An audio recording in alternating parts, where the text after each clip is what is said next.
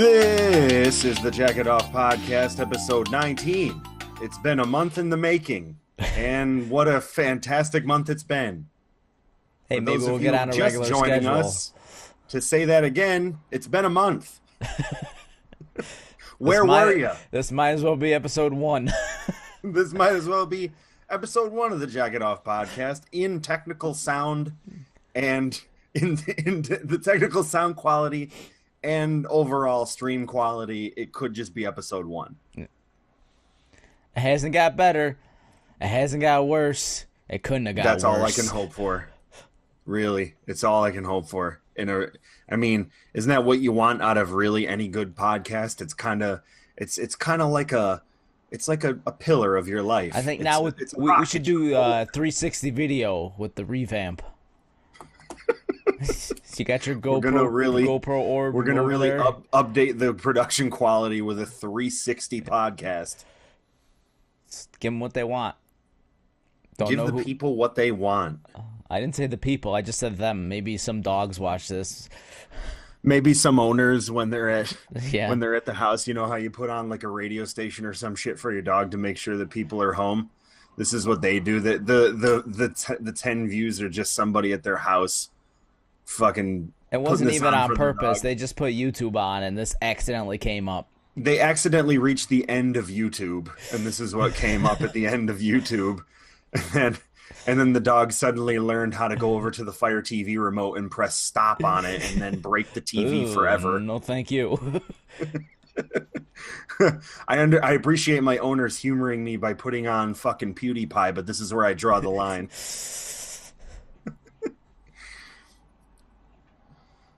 So all those dogs out there, hi boy. Who's a good boy? Who you are? You're a good boy. Who's a good boy?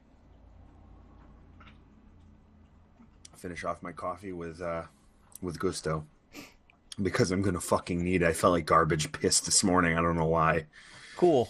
Speaking of feeling like garbage, I've been going to the doctors lately. What I wanted to do when I started, like, you ever have a pile of things that are in sort of the back of your mind, and then one day you just act on all of them at one time? Like, maybe not. I don't know. But Yeah, what happened I know to what me? you're talking about. What happened to me was Today's the one day day. I was sitting. What? Today's the day. Well, it's been in like the past week. I've been like every day, just like calling a doctor's office. I'm doing this like spray and pray like health thing. It's like maybe it's this approaching 30 thing or something. I don't know what it is, but ultimately I was like, okay, I'm gonna get the back and neck problem solved. So I called around a million different places. I called like a spine place. Got in with some doctor. Told me I got to do physical therapy. Then I called the physical therapy place and fucking booked that. And then I wanted to fix my feet, my fucking flat ass Barney Rubble feet. So I called fucking a podiatrist. Normally I don't know. I don't know if this is a generally accepted fact or one that's just of the area, because one of my coworkers said this, but I guess you can't get into podiatrists for like months at a time. Apparently they're in high demand. The feet doctors? Yeah, feet doctor. I wouldn't have known that they were in such high demand. That's so. At any rate, I called and I was like, so I heard I gotta book this reservation in months in advance for this 5-star this is like concert doctor. tickets, and if I heard this is like concert tickets, and if I go online and I don't have the money up front, I'm gonna lose my fucking spot. I called and they were like, okay, let me just, it's like they have some sort of insane database that they have to query. So she's like, hang on, let me get your information and then I'll just query, or I'll do something. I'll plug this into the system and see. She pressed the button and I swear to God, we sat there for 15 seconds while this system went.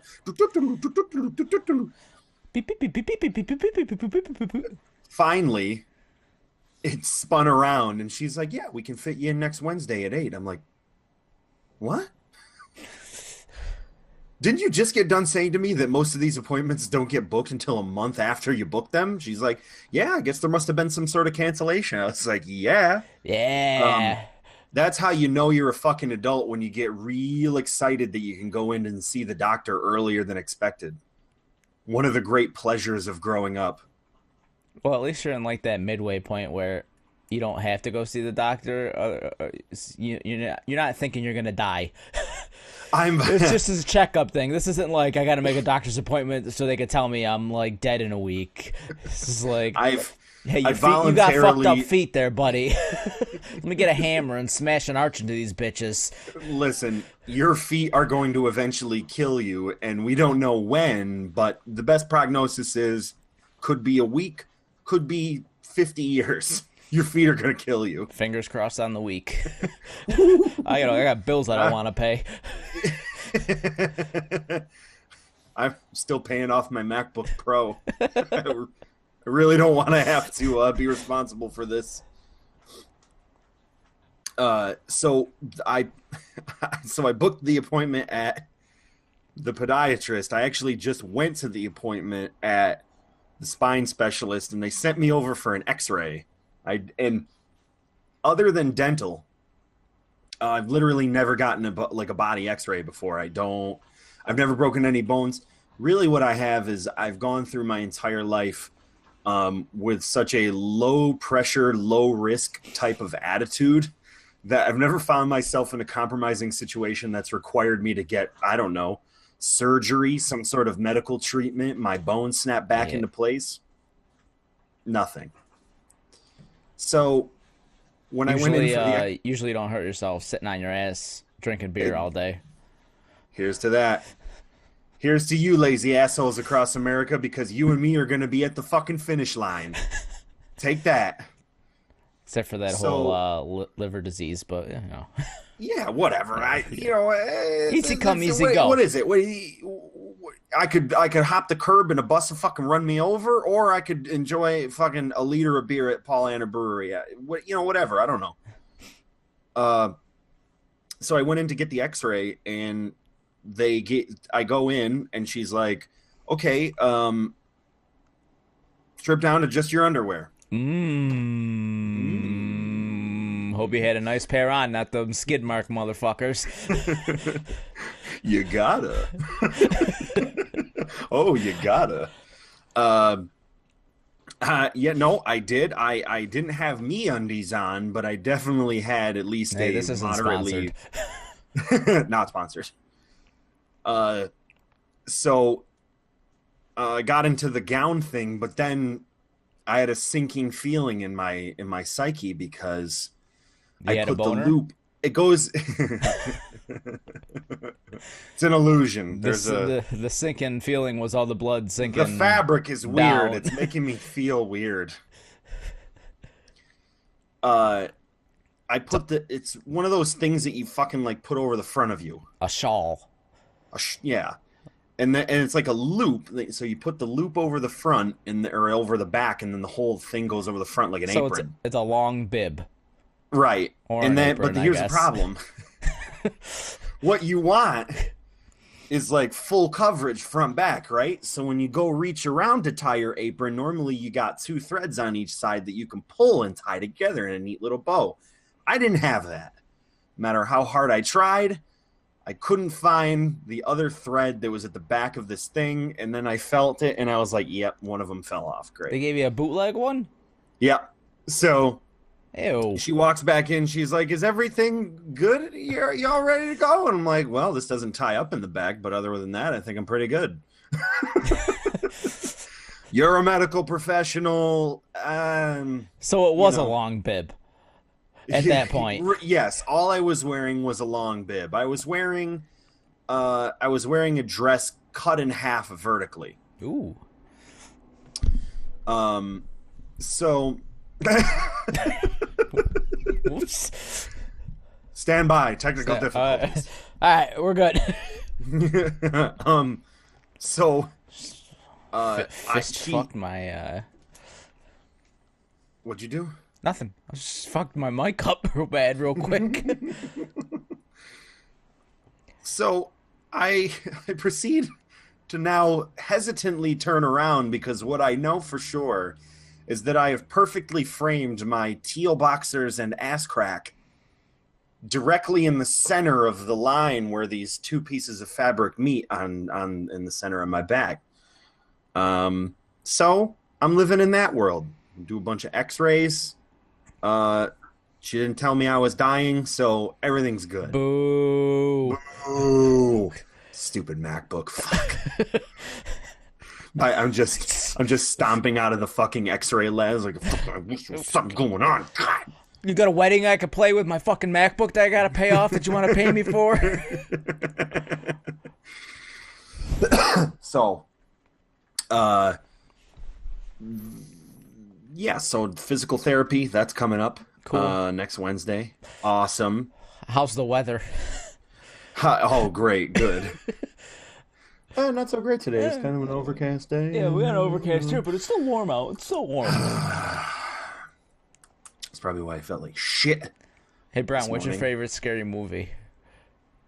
Wow. You're just going to do a hard break. Hard break. We're getting out of... We're not going to go from fucking you going to the foot doctor to your travel stories, all right? We need something in between. I don't even know if the travel story warrants it, but...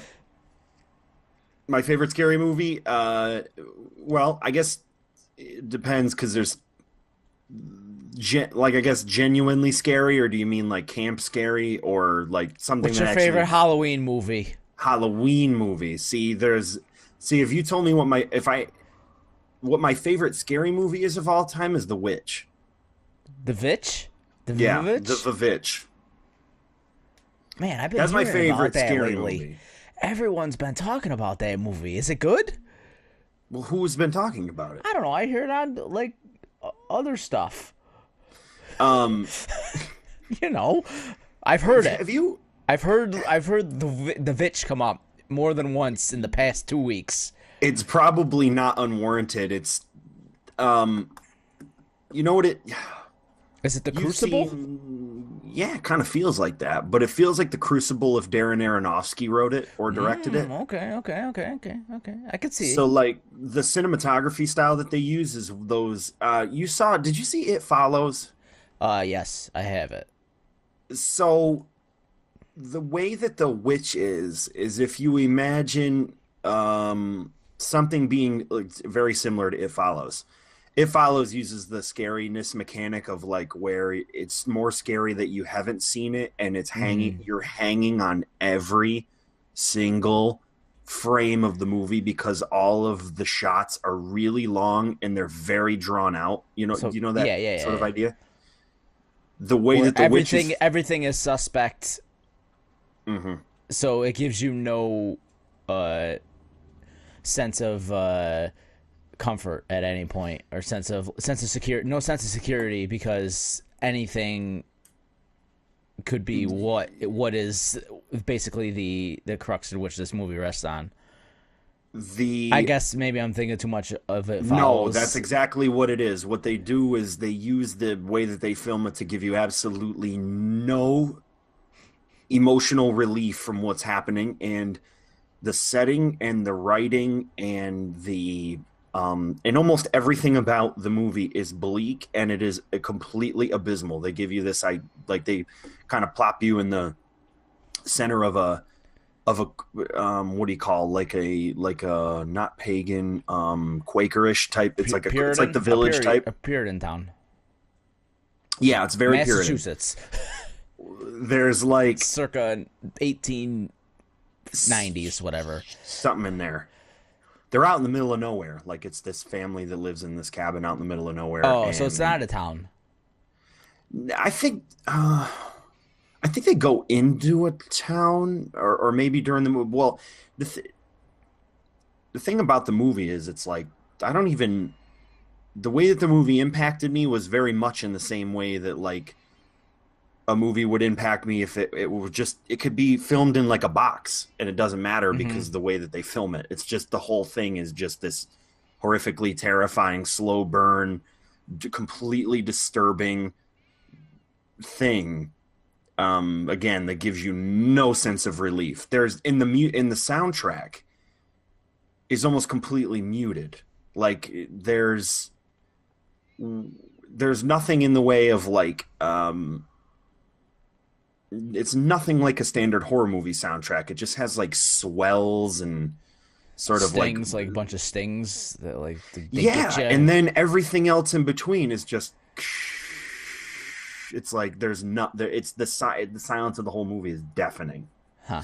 Um, I remember so It yeah, Follows being really, really silent too, through yeah. most of it. I like It Follows. I like The Guest. I really enjoy horror movies like that.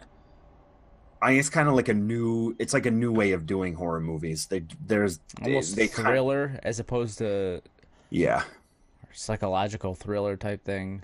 And in many ways, though, if you wanted to consider the Witch to be a psychological thriller, you could because it does deal with like it does deal with the occult and the sort of the way that a mind can be warped by the perceptions of the time. I mean, if you want to reference the Crucible in that, it's basically where they they basically turn on each other to the point of where like this family is completely destroyed Mm-hmm. by what they believe to be some sort of impure spirit that's haunting them or their daughter or someone, and they kind of blur the line between like what's a dream and what. So I mean, there is some like psychological parts to it. It really has everything. It's a fucking great. I mean, it's really.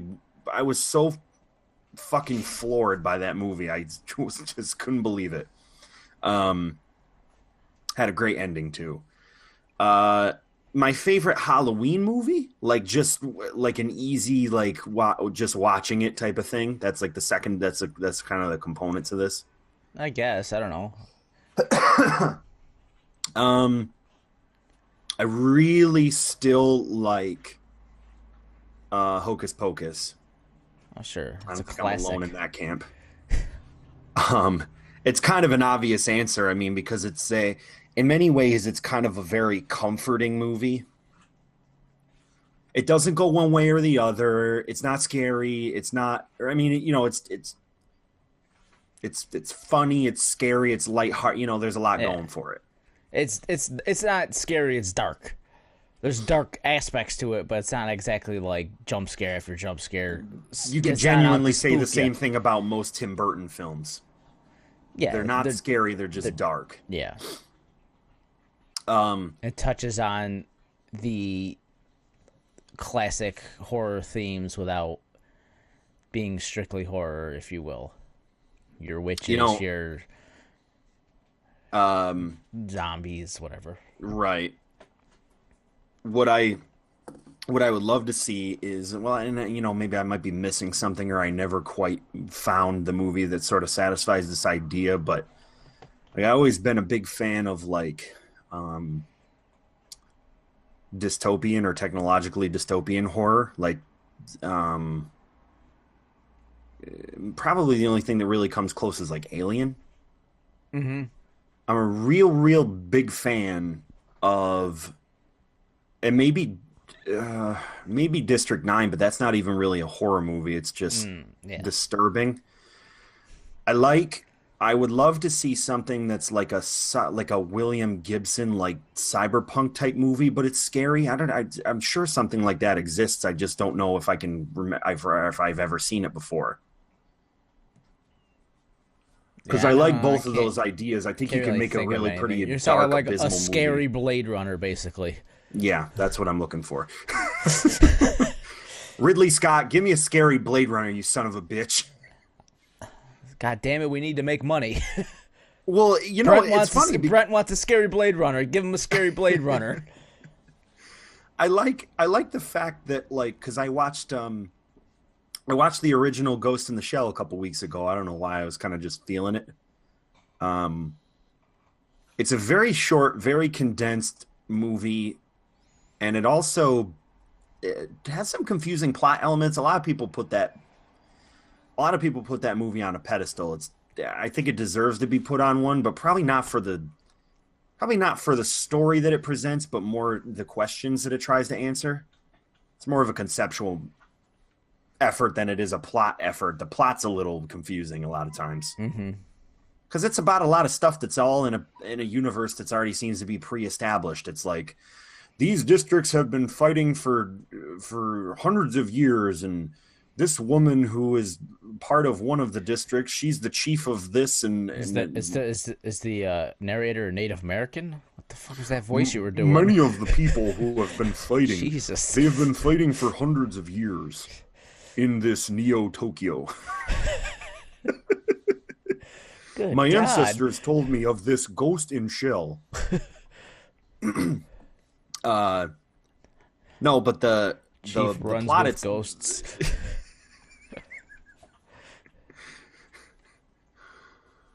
Wow.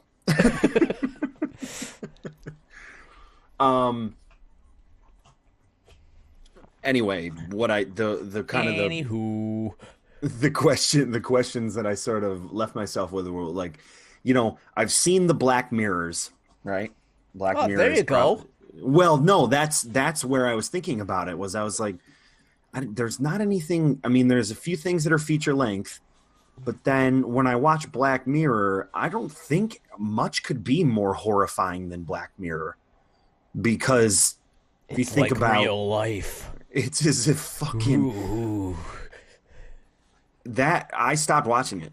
I realized that what I want out of entertainment, I don't think comes from there. I don't think that carries much water for me.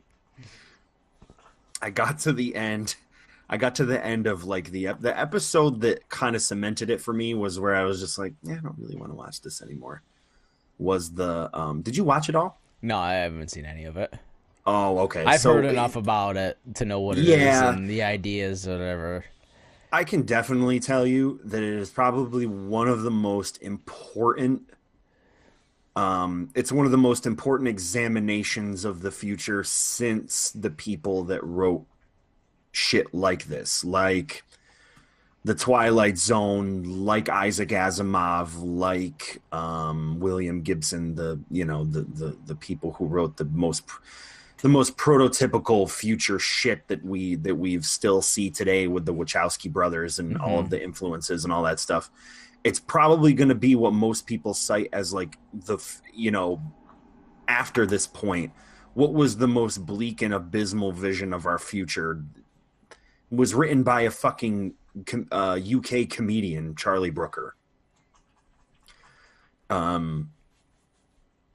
He does a show on the BBC called Newswipe every year that's really good. He does a satirical look at the news throughout the world at the end of every year, and his style is he's a very dark person in general, but he's also extremely funny. If you want to kind of see what his humor's like, the humor that kind of, because Black Mirror is actually somewhat humorous in some parts, and you can definitely see his pen on it. But the best episode of Black Mirror to me, and the one that did win, was San Jacinto. If you want to see what Black Mirror could be and not feel like you want to throw up afterwards, watch San Jacinto first. It's a really, really good episode. It explores the concept of uploading a consciousness. Oh, yeah, I think I heard of that one. But in a way that's uniquely 80s. It's that's how they frame it. They frame it in the 1980s.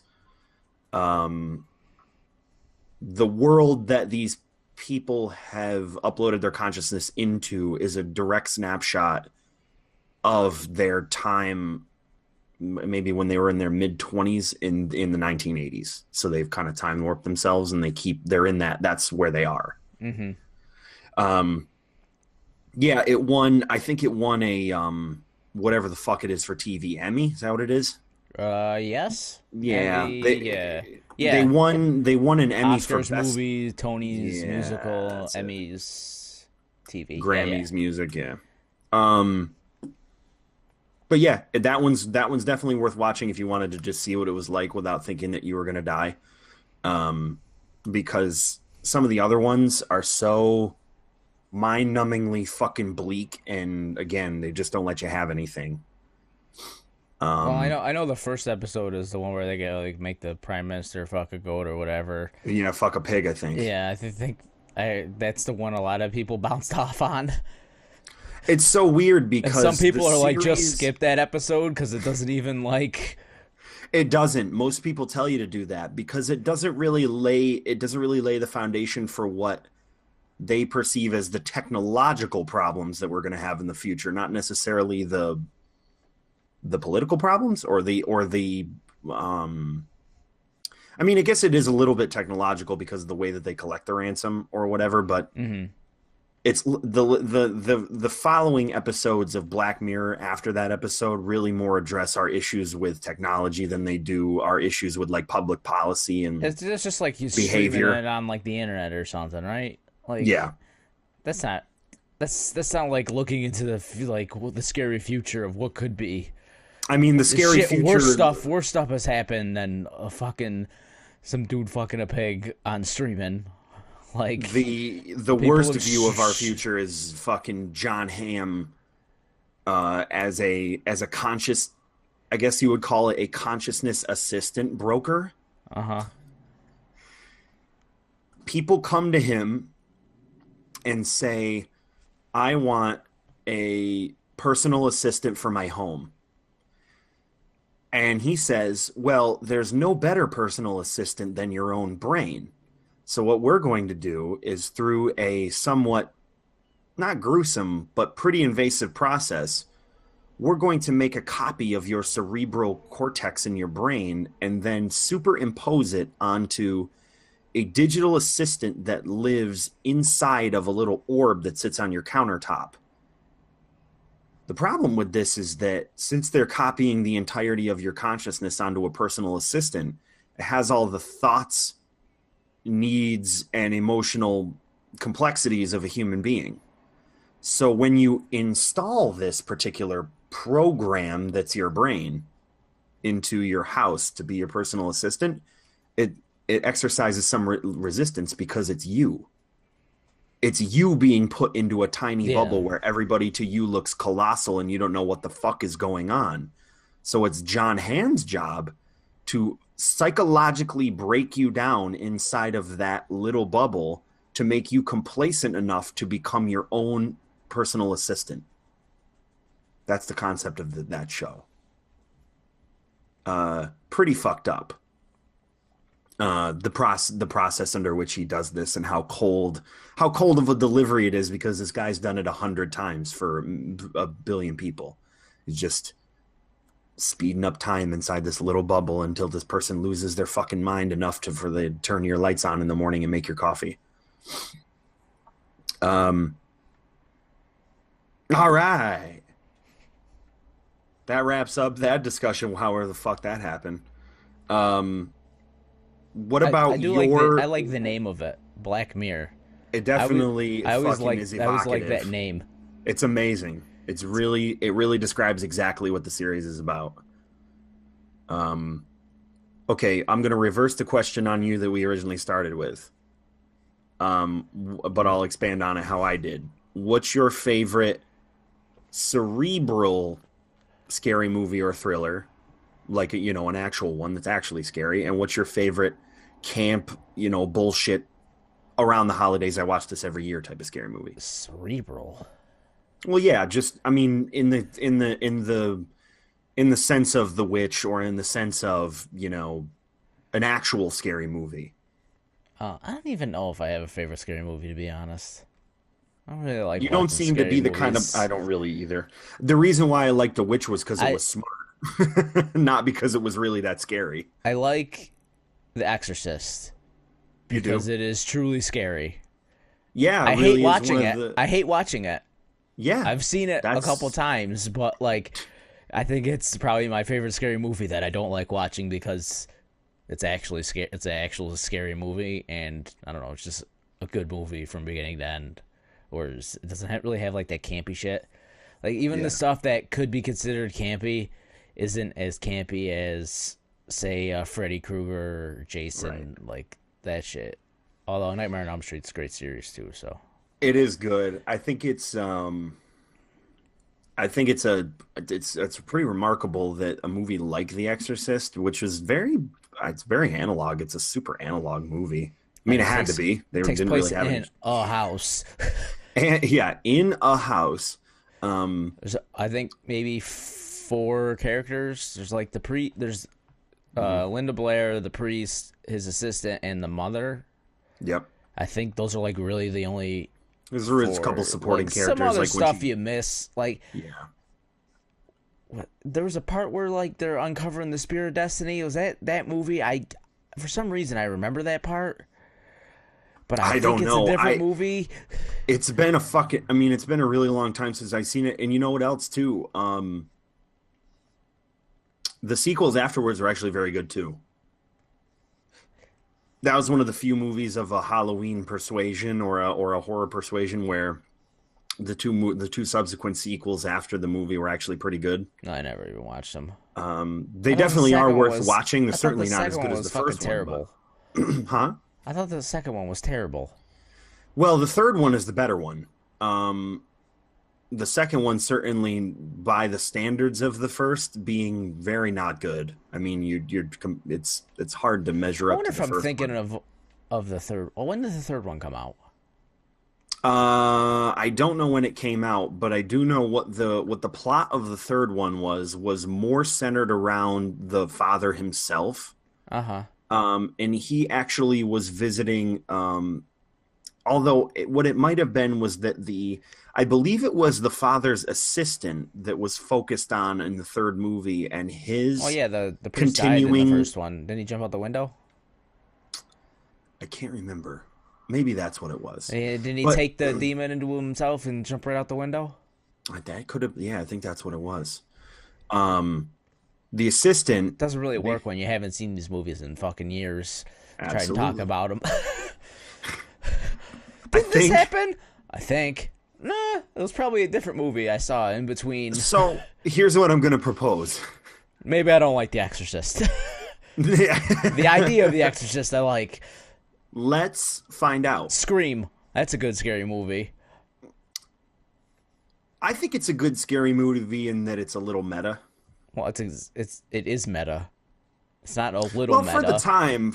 It's not a little meta. It was written to be meta. Well, it's not like Cabin in the Woods meta, but it's you know. Cabin in the Woods takes all the horror tropes to be meta. Scream took the slasher meta yes, I agree with that. And made a meta. Yeah. But it's still very much.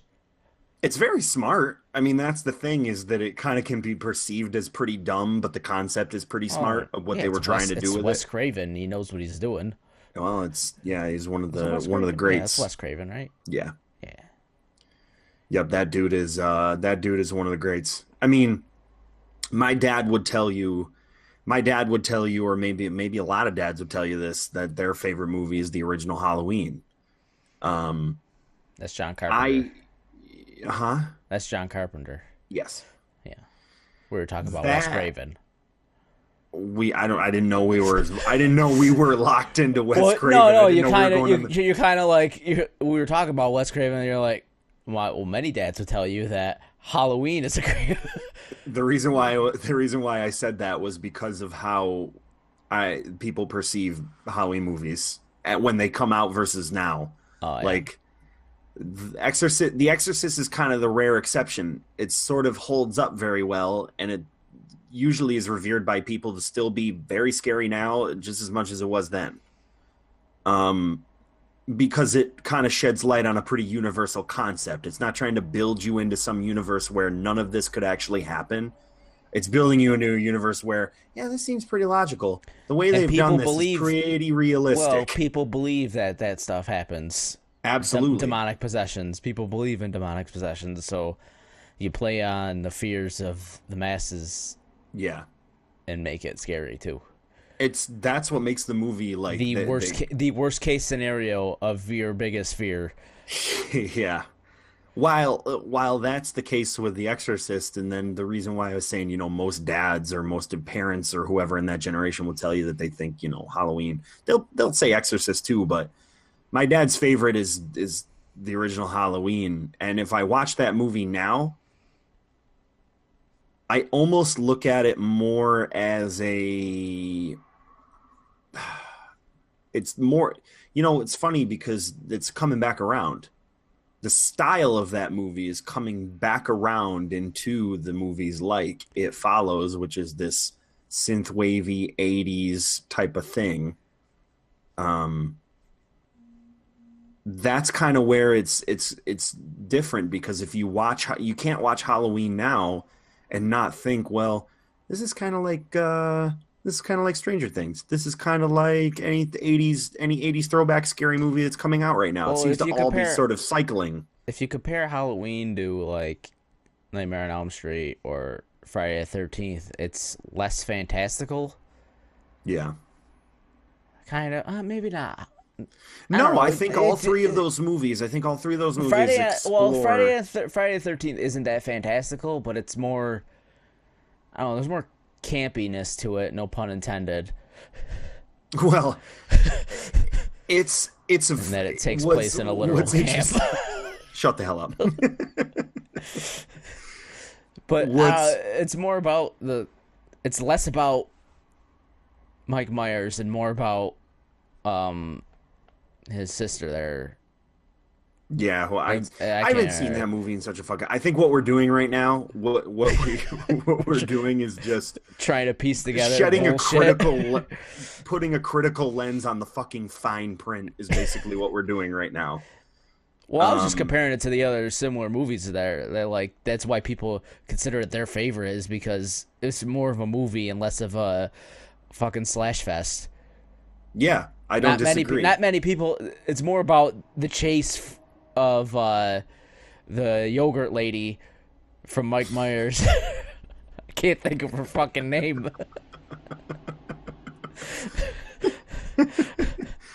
Yoplait Lee Curtis or whatever her name is. Yeah, it's Jamie Lee Curtis. Wow, couldn't think of that at all. And she was, I think, Activia. Activia, that's what it was. Keep your ass regular so you don't get fucking slashed. I can tell you the Michael name Myers. of the yogurt, but not. But it was more about that chase and less about just like a slaughter fest, whereas the other two were more of a here's your group of kids. Guess what? Only one of them's going to survive. Let's find out who survives. Yeah, it's very formulaic. There's a certain formula to it. It's funny that now we've come back around, because now you end up with movies like Tucker and Dale versus Evil.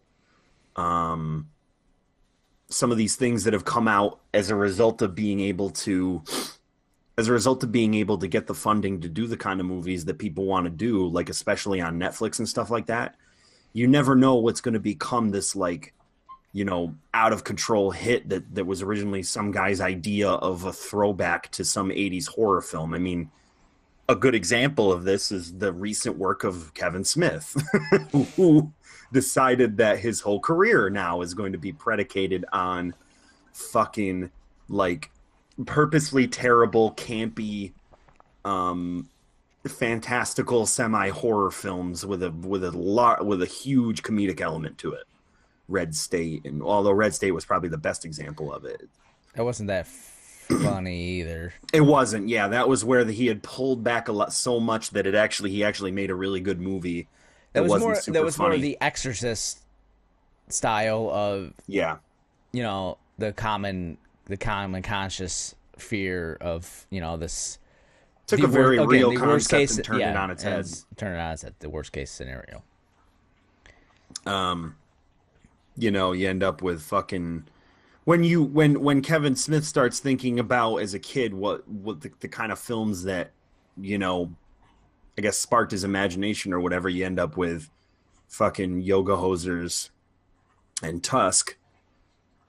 Yoga Hosers not bad.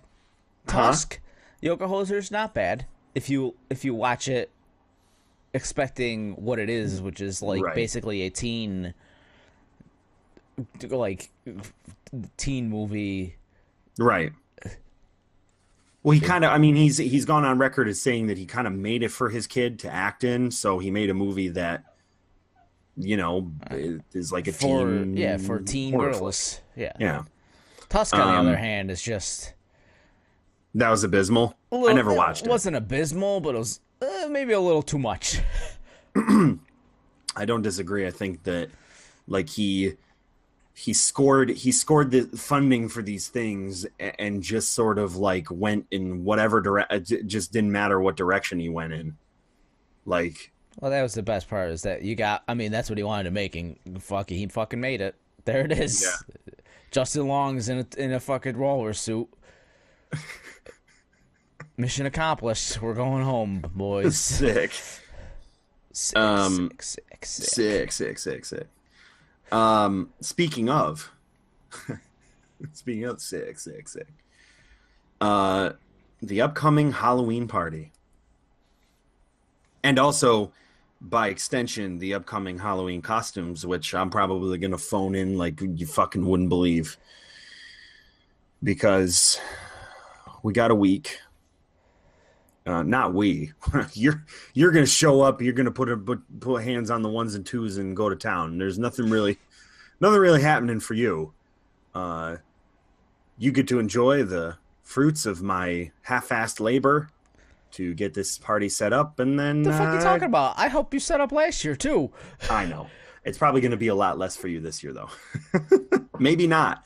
Maybe. Well, I know that the tent. I'm going to have to put the tent up a couple days beforehand because my ass is not going to leave that up to just praying on Saturday that it's going to work.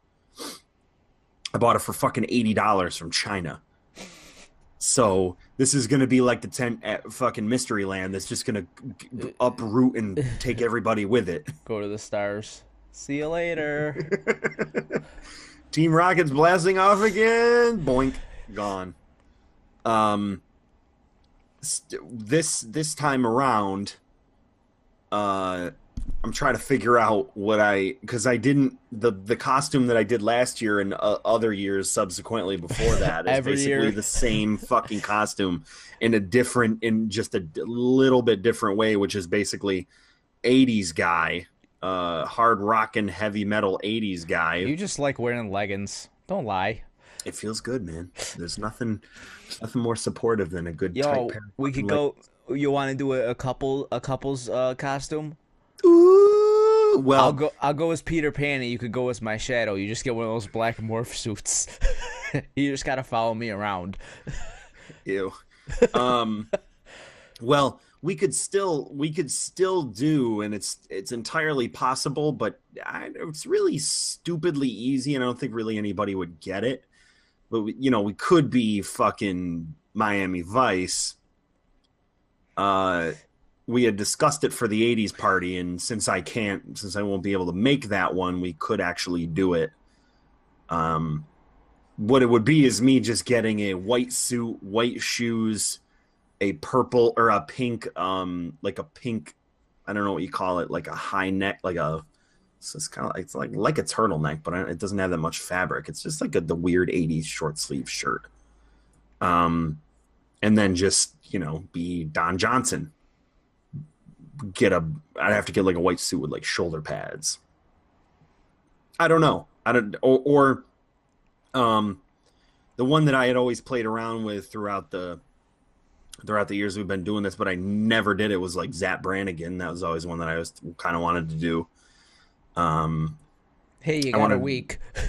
Yeah, Zap Brannigan could be. The thing is that that's like a costume you could buy on Amazon. Like it's like $70 or $80. That's just like a turnkey type of operation.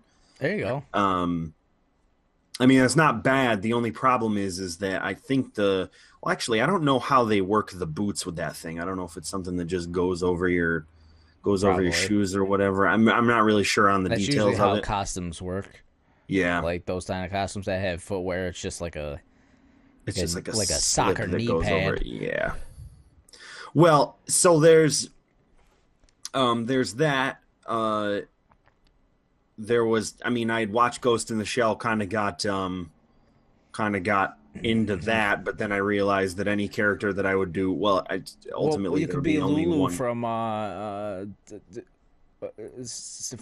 The Fifth Element. Oh wow, We'll that's get gonna we'll be get some really we'll get some sexy. white duct tape. It We'll doesn't just get tape you more. up real good. It doesn't get more sexy than that. Ooh boy. Hey, it's a cheap costume. And get some And orange like, spray paint for your hair, some white duct ooh, tape. You'd be good. um, everybody is having sex with the fucking Star-Lord Halloween costume, so that's out of play. That would have been a fun one to do too.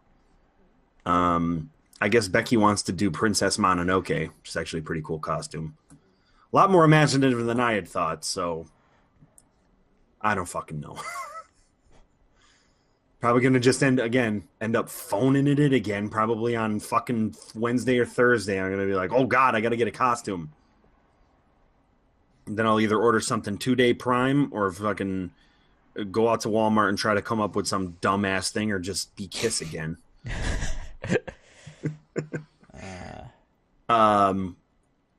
What about you? Have you put any thought into Oh it? no, nope. Good I don't for think you. about anything.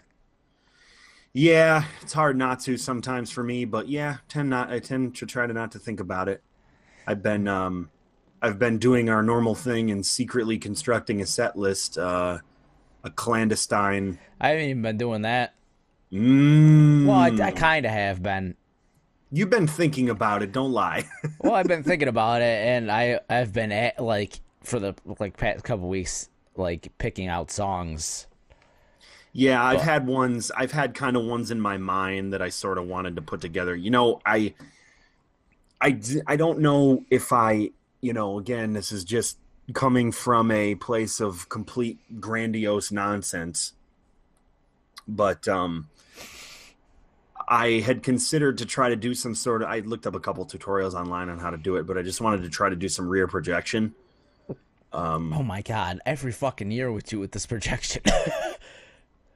I know. Although it would work if you do it outside. That's what I'm saying, is that the part of the problem with rear projection in the past is that you need distance. Yeah. Distance is a large part of what makes good quality, especially a large rear projection, possible. So what I want to do is, if we're going to do the tent, I want to be kind of outside, and there's this company, the original idea that I had for this the whole time came from a company called Atmosphere Effects, which is the company that does like those like looping like fucking zombie things where they're like running their hands on the window and shit like that. Yeah. Their original kit for what you could buy from them, this whole kit where it comes, I think it's really expensive. It's like $200. It comes with like terrible. a couple. It's not horrible. If this was going to be the only thing that you were going to do, it's actually a really really cool system that they've come up with. They give you like 2 DVDs in it. It comes with window cling film. It comes with a roll of their semi-transparent fabric that's meant for rear projection for this. Mm-hmm. It's like they call it like ghost film or something like that, and it comes with a couple other things and some equipment and a bunch of other shit. But what I wanted to do was take the entire back half so that, the tent is long. It's like I think it's like a 30-foot tent. Wherever we were going to be set up, I wanted to take the back half of it off and get some of that film to put as the full backdrop of the table. Yeah. And then put the projector outside the tent behind it on a stand that then projected onto the back of the film, and then hopefully give it. The only thing that I would be nervous about is that it wouldn't have like enough lumens. I have to like sort of test and see if it would have as much like visual impact as I would think it would have. Well, it's not going to be like LED screen style impact, but you should still be able to see it. In pitch black, yeah, it should be at least 50% of an LED screen if I have a good projector behind it. I mean, I don't have the best one in the world, but it's decent. I can also take one from work that I think is a lot brighter and is 1080, so that should be good. At least I should have something. I'll also probably give notice to the fact that the brighter projection shit I use, the better it's going to be. So I have to pick loops and shit that are going to be like very bright. bright very and like vibrant, sharp edges and shit. Yeah. Well, So it's not mush. I finally found, after as many years as we've been that I've been thinking about this and trying to do it, I finally found a piece of software that relatively. You think you'd try to do it before 1 week before the Halloween every single year, but I know. Listen, I didn't say that. No, this isn't the first time you brought up backlit rear projection. Oh, definitely not the first time I brought that up, and if it was, it's definitely not it's definitely fucking 5 million other times that I've said, "Hey, I want some way of controlling multiple short video loops and clips." Because like I remember trying to do it like last year. I didn't have the processing power. I was trying to use something like Resolume, which is like the full fucking arena shit that you would see at Skrillex. That's what the guy in the sound booth is using, is Resolume. I got a party with fucking 20 people, and I have a full suite of fucking video triggering software that can do like 100 times more shit than what I wanted it to do. All I wanted it to do was just transition from clip to clip when I pressed a button. That's all I'm looking for. Whether that's mapped nothing out more, to like nothing less. Foot pedal, that's all I want. So I finally found this shitty, cheap piece of software that's like, I forget even what it's called. It's like AV Mixer Lite. That's what it's called. Oh, all right. Just me doing that froze me, so that's fun. All I did was just look at my menu real quick to see what the name of that thing was. AV Mixer Lite. It's basically just a 3-channel video mixer. You put the fucking video clips in it, and the shit just works. And the best part, and the part that sets it apart from all the other shit I've done in the past, is that it works with GIFs, which GIFs are what I was using in the past, but this works with high quality GIFs, downloaded GIFs. Like I could take a full 1080 GIF, download it onto my computer, and load it into a folder, and then use that as the thing. So I'm not using a shitload of processing power to play a fucking MPEG-4 file. I can use a goddamn GIF. It doesn't have to be perfect. So that was the most technical discussion I've ever had in my life on this podcast. The most boring and shitty thing ever. No, we've done worse. Trust me. Yeah, that's true. At least this there. has something. This is kind of, it's a little interesting. Some people, they might be interested in something like this. I've certainly always wondered about the concept of, when I go to a concert, how are they doing this? So when you figure that out, it's kind of pretty good. So the other thing was that, and I don't know, again, we're talking about the last week here.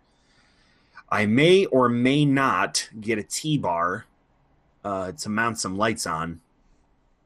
They're actually not that expensive. The Chauvet T-bar, I think, is like, the T-bar and stand is like $60.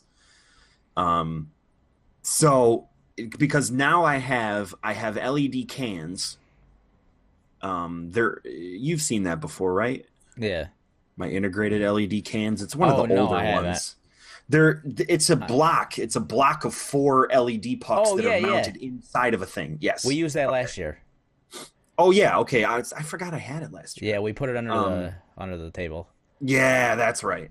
So I'd like to I'm assuming the gig bar would have the ability to string those up. I have no idea. It has to. They're both Chauvet things. Pretty sure you just string them up by the eye hooks that are on the. Yeah. So I have the 4 LED pars, and then you have the swarm, and then I didn't know if maybe I wanted to get just 2 strobe pars, like they're like $30 a piece. But you already have strobe in the swarm, but it's not. It won't be on all the time. It just kind of flashes. Well, I mean, all of these things are going to be in fucking music mode. I can't afford even the fucking like shitty 4-channel DMX controller. Like, there's no way. You sure? Well, anyone want to buy that? Let's sell that AC behind you. Huh? Anyone want to buy this AC? Well, you know what though? there's Don't even think about it, because you're not going to want to control the fucking DMX setup. Well, no, here's the thing though.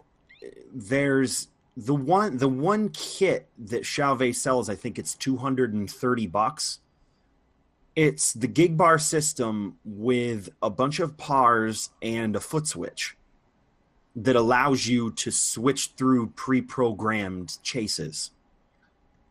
And it's also got a blackout button. That's really the only thing you need to make a relatively impactful show that people think is actually something. You know what I mean? Like, yeah, the ability to black out your lights and the ability to chase also, them. you have to. No one's going to be paying attention to you, Brent. Well, yeah, but I'm going to be paying attention to me, and I want to make sure that all that shit is fucking tight. I mean, this is all this is again, is just self-aggrandizing bullshit. If one person comes away from it and paid attention for like 10 seconds and was like, wow, that's a pretty cool thing he's doing right out there. What they could possibly do, never, is won't go... happen. What? I said won't happen. This ain't gonna happen. It's never gonna work for you. You're a loser.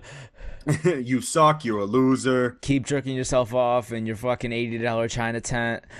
You know what's funny is that's if I was telling Becky's friend about this, like about the sheer amount of like unadulterated preparation.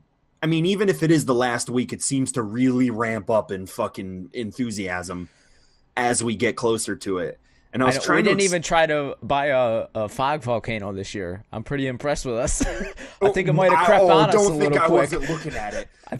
Don't think I wasn't at work with fucking 4 tabs open. One of them was the gig bar. One of them was the fog. Oh, I know. You sent me the gig bar, but you didn't send me the fog jet. And I was surprised. I'm like, no fog jet? He's going to get the gig bar over the fog jet?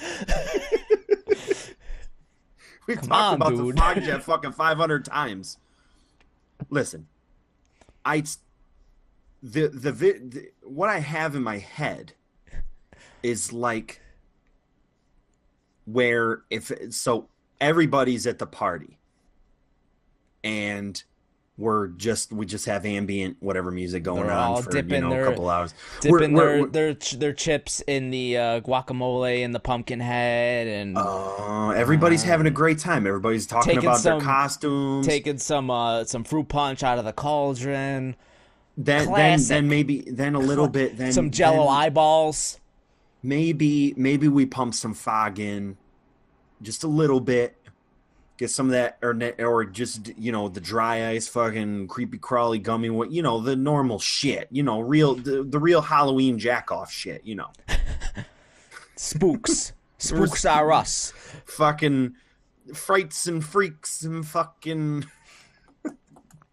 ghosts and ghouls and freaks and fruits and freaks and geeks. Judd Apatow. Good show. Ended too soon. So they're all doing that. They're all talking about their jobs and their weekend, and there's maybe some cheesy fucking Halloween music going on in the background. And then suddenly, every light in the fucking tent goes out. And then somebody cues the fog. It's probably me crawling underneath the thing. Everybody wonders where I went. And it's the fog machine I got for free.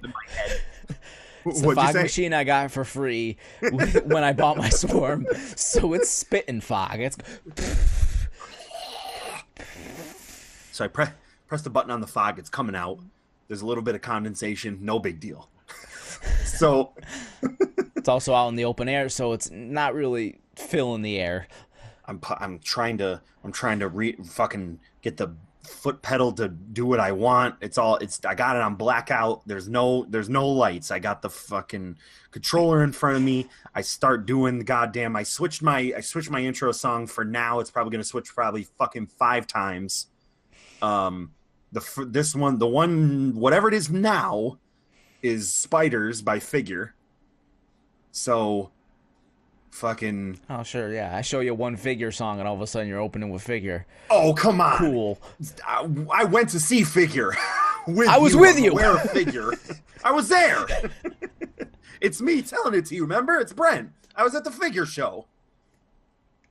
So, well, because I heard it the other day on the, I don't know, I was letting like a dubstep radio thing play through, Ooh, and I that's was like, spooky. oh my God, it's so scary. It's kind of like Centipede, only for spiders. It's pretty much the song. Is just like the ominous voiceover and the British guy in the background. It's like, the spider is the most venomous of all, some shit like that. Sure.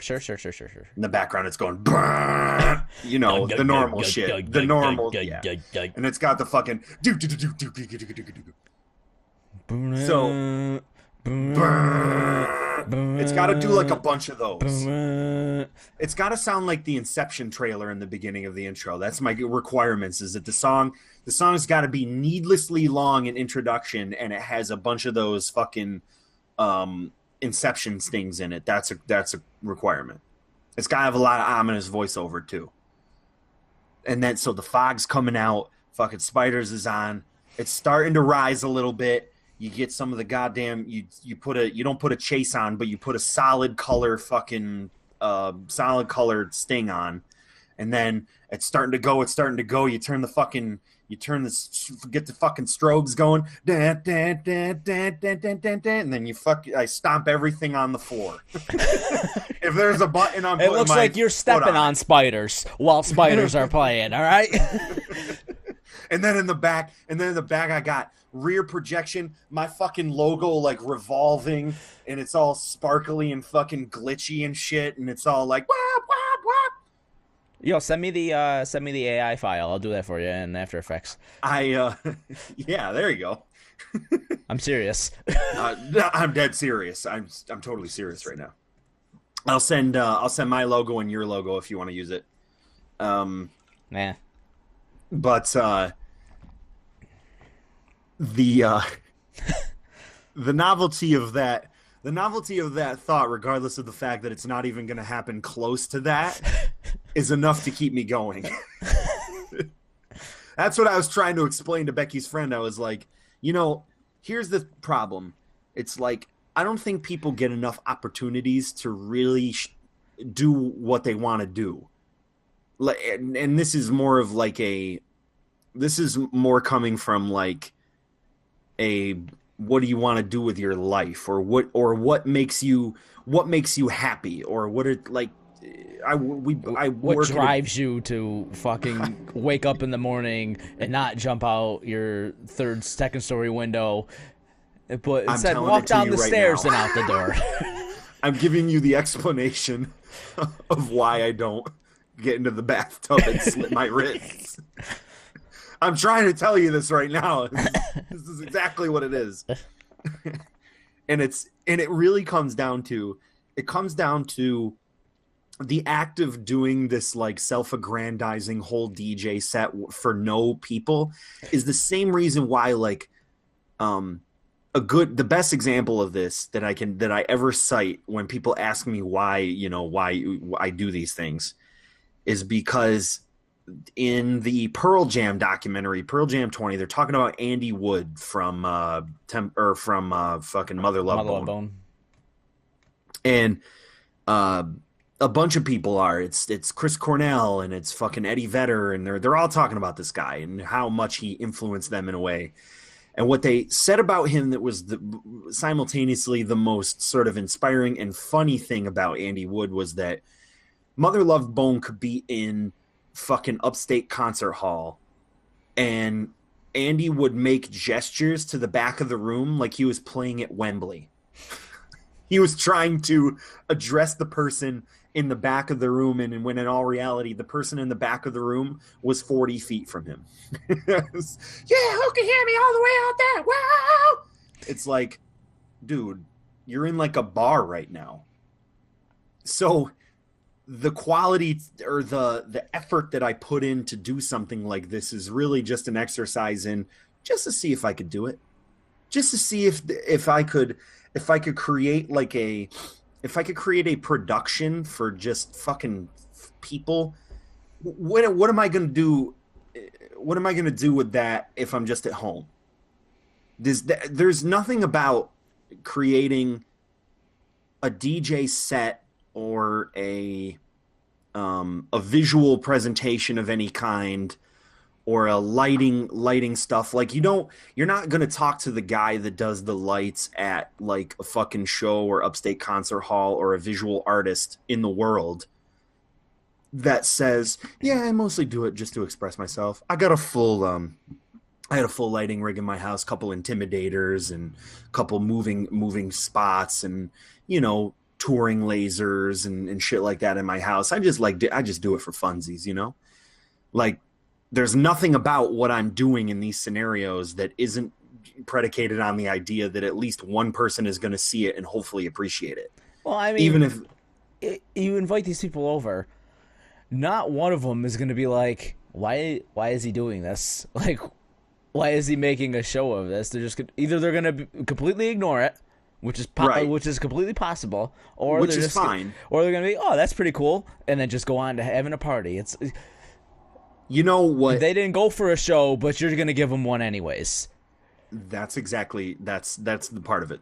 And what it comes down to is the same reason why, like, anybody who's remotely creative or wants to express themselves in any facet, and it doesn't have to be any of this, but the reason why they do it is because in some sense you have to do something to completion in order to understand why you did it. I mean, regardless of who says that it was good, that's just icing on the cake. The real fucking, like, the real thing behind all of this self-aggrandizing fucking nonsense is just to reach the finish line. I had a moment where I had a moment in this thing that I created where it was like, this was exactly how I wanted it to go. And if more people actually saw this, it actually might be pretty cool. That's the idea behind the whole thing. It's like, and at the same time, you could be like, oh, well, that didn't work at all. That one thing that I thought, the one thing I thought in my mind would work, didn't work. Yeah. Good thing I tried it, because now I know.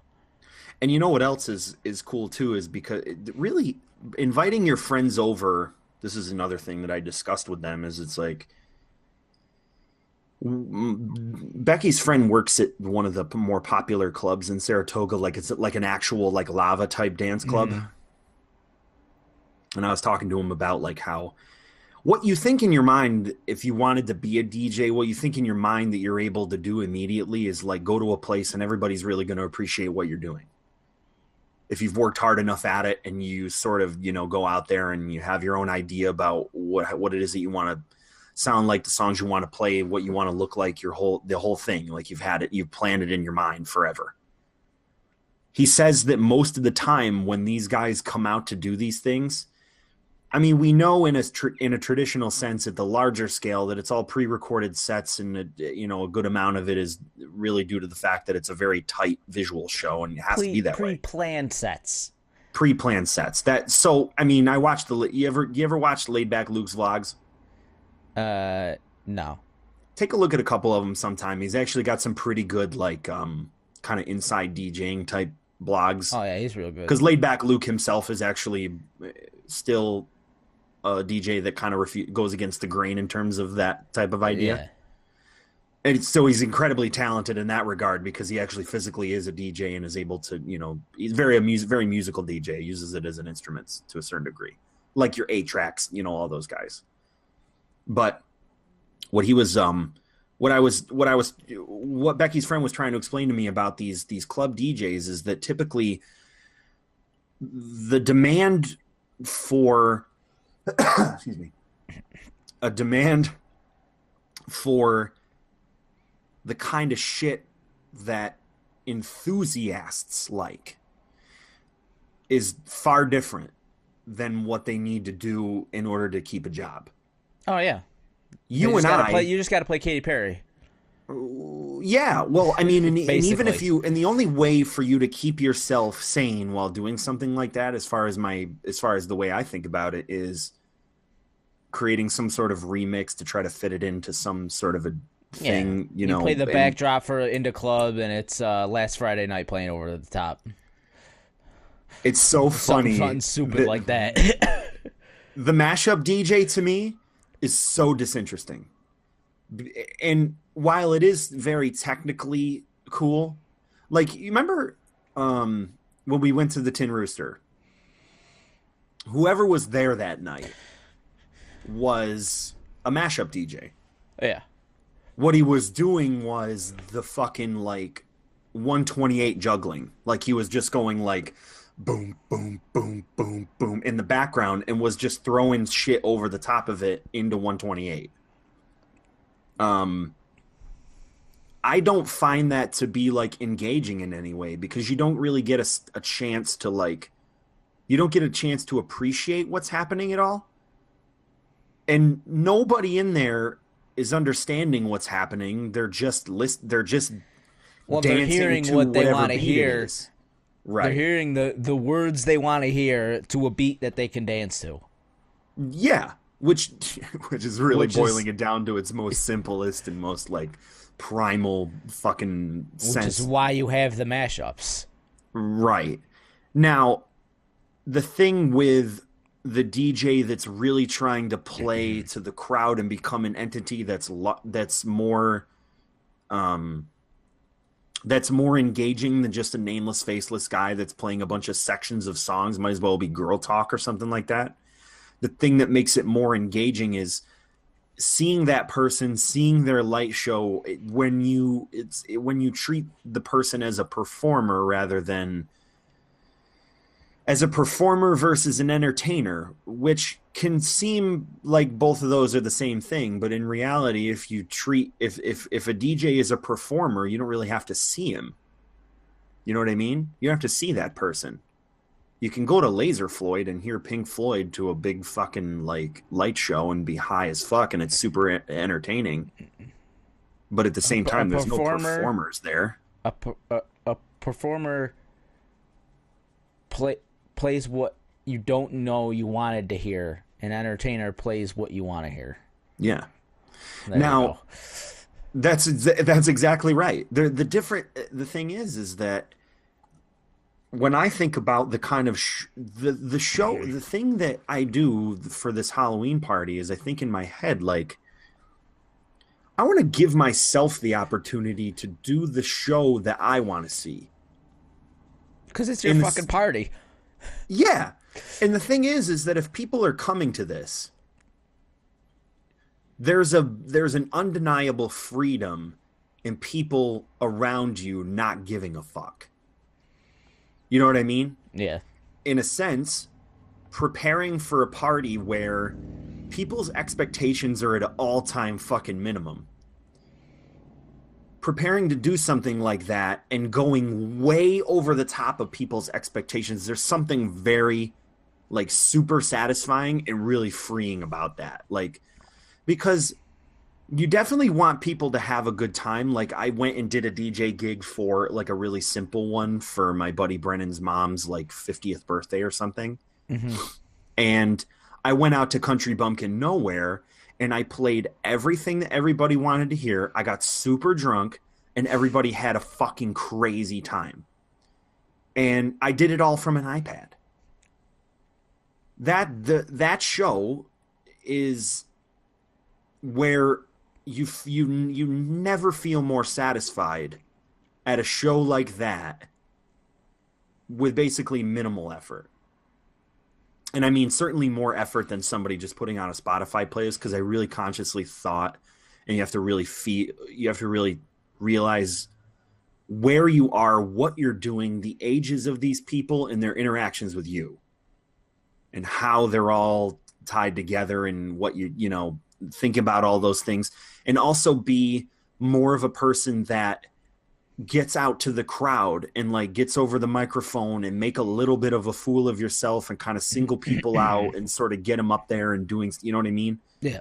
Getting people to do shit. Crowd control. It's kind of a charismatic way of DJing. You have to like also be like the MC also. You have to be the fucking Wayne Newton of the party too. So there's that. But then this one, I'd get up there and I would just as soon be a nameless, faceless entity that goes up and does what I want to do. And if people are like, what the fuck? My job here is done. Like, It's, They only got to hear that for an hour. Just give you that hour.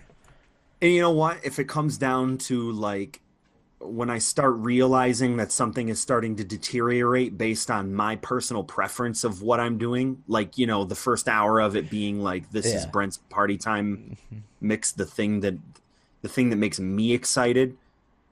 It's the same thing as the artist playing the new album. If you really want to think about it that way, what the artist knows they can do is they can make everybody wait until the very bit. I mean, I'm kind of doing it in reverse, but they're making everybody wait until the fucking bitter end to hear the shit that they want to hear. And then at the beginning, the artist is like, all right, I'm going to play all that shit from the album that I just made because I have to. It's the only thing that keeps me sane. It's the only thing that, quote unquote, keeps me from getting in my bathtub and slitting my wrists. I have to let this entire crowd know that the first hour of this set is going to be me doing exactly what it is that I want to do because I don't get to do this in any other setting. This is therapy for me. This is me exercising my unalienable right for you to come to my fucking party. Any of you assholes can come up here and double click on songs on Spotify. I'm not doing that. And I welcome it because I got to go take a piss. Yeah. I drank 100 beers. Hey, you fucko. I got to go take a piss. Yeah. Put on Save a Horse, Ride a Cowboy or whatever you want to put on. It's going to be a long pee too because I've drank fucking 500 beers. So play 2 songs for all I give a shit. I'll go fucking smoke a bowl too. And I'll come back and you're going to really hear it then. Then you're going to really hear the most whatever the hell I decide to put on that's abrasive and disgusting. Scratches and so Halloween party. That's gonna be the Halloween party, and I'll be damned if it's anything less than that. That's my only expectation. So the eternal question: have you played any good games lately? Define lately. In the past month? You know what's I played a couple. We definitely have, and I guess we could probably actually say we played any good games lately because we kind of did. So I mean, when I was there for the brief blur that it felt like, because all we did was get trashed all weekend. Yeah. I played a little bit of the first semblance of VR that I've ever played, and it's needless to say it's terrifying. I'm sure that most people would find that the first time them putting on any sort of item that obstructs their vision completely and replaces it with an alternate reality is going to find themselves startled in some sense when something comes directly into their face and they have to react in some way. Also, not having a concept of the controls whatsoever. Yeah. Also, I jumped you right into Robo Recall. Like, the thing that you'd want to put somebody in Oculus is probably something that, like, comes with it. Yeah, like, the when I synced the touch controllers, it started you off in this little room, and this robot was handing you discs, and you put them in this thing, and like different things popped out, like a Nerf gun, and you picked up the Nerf gun and you shot it, and this butterfly, you put a little butterfly was flying around, and you stick just your pointer finger out, and it lands on your pointer finger.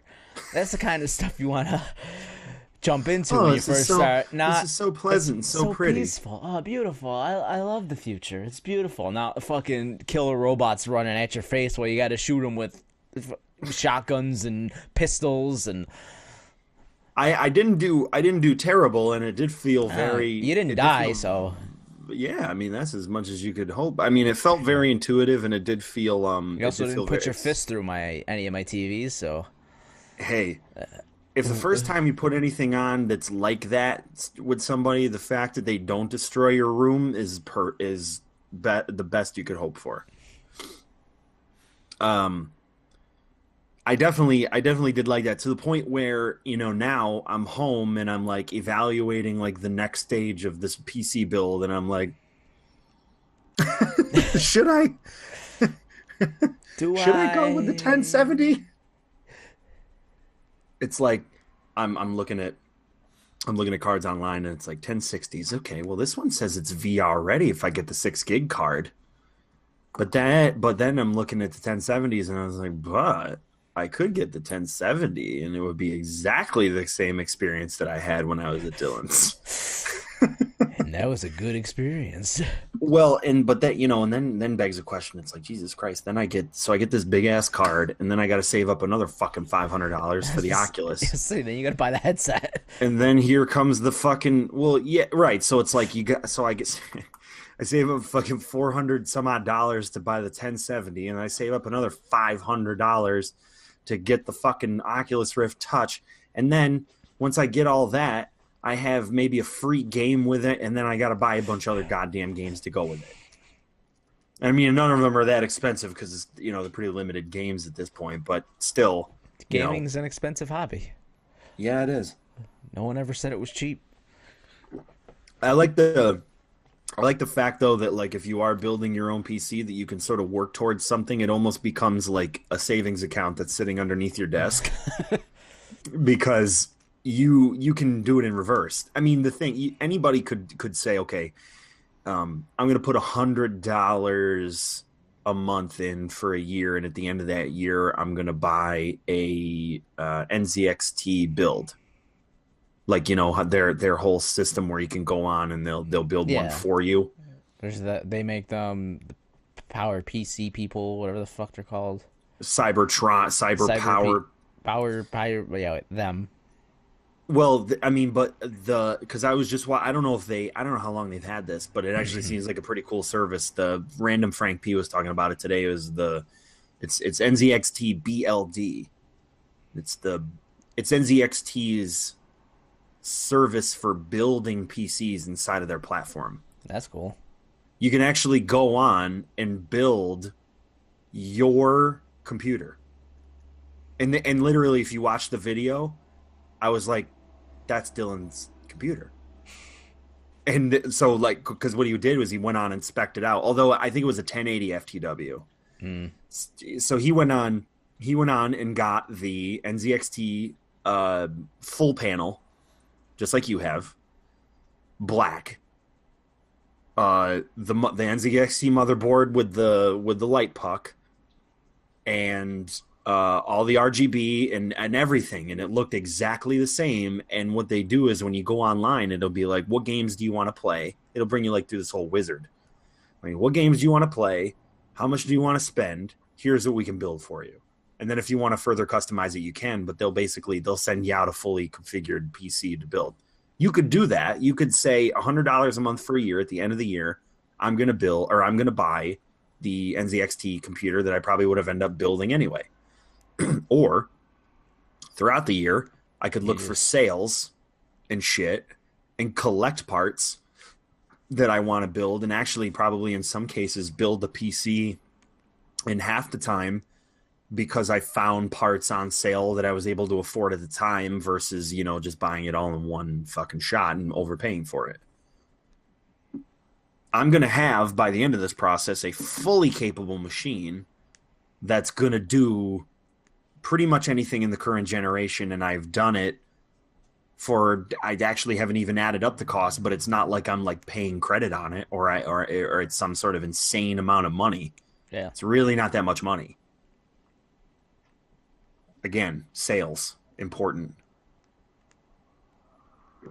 But I got us really, really off topic. Anyways, games. Games.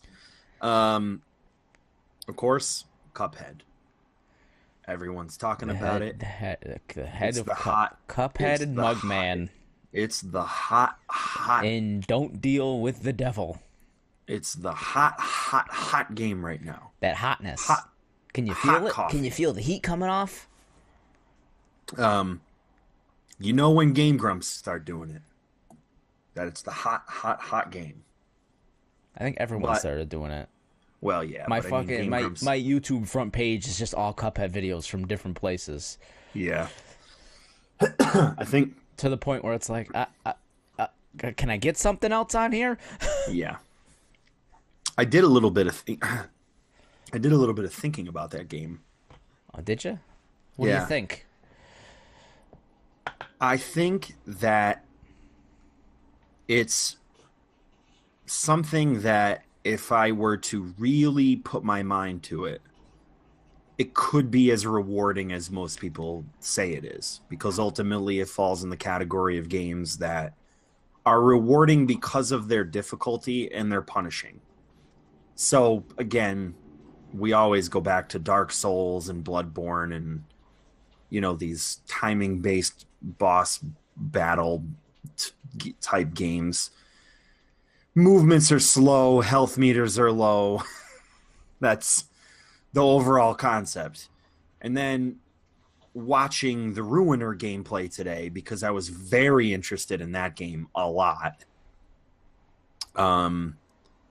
further sort of discouraged me, because we're now in a trend of video gaming that rewards games that are almost impossibly difficult. Yeah, but there's an easy mode in Ruiner. There is, but the thing is that what they say, they're almost guilt tripping you. Every game's done that forever. If Well, you pick a difficulty in Doom, he literally has a fucking bassinet and a pacifier in his mouth if you pick easy. Super ultimate mega pussy mode. It has been going on forever. Games been guilt tripping you forever. What? I said games have been guilt tripping you forever. See, that's okay. This is two sides of the coin. Ruiner gives you options for easy, medium, hard, and ultimate, or whatever the fuck it's called. I think it's actually only 3, because I was watching the thing today. It's only 3. Is it 3? Yeah. I think you could unlock a 4th one though. Oh, all right. I think the 4th one was blocked out. But hard mode, it just says what the developers see as recommend. So people get mad that they guilt trip you for saying this is what they recommend. Cuphead doesn't give you any options. They give you what they recommend. This is how you play the game. This is what we're giving you. People get mad that there's no easy mode. What the fuck do you want? Yeah, you're right. Well, I think it's not that I want anything. It's just that it's. I'm not saying you personally. I'm just saying like everyone. The people they complain about this, even though there is an easy mode.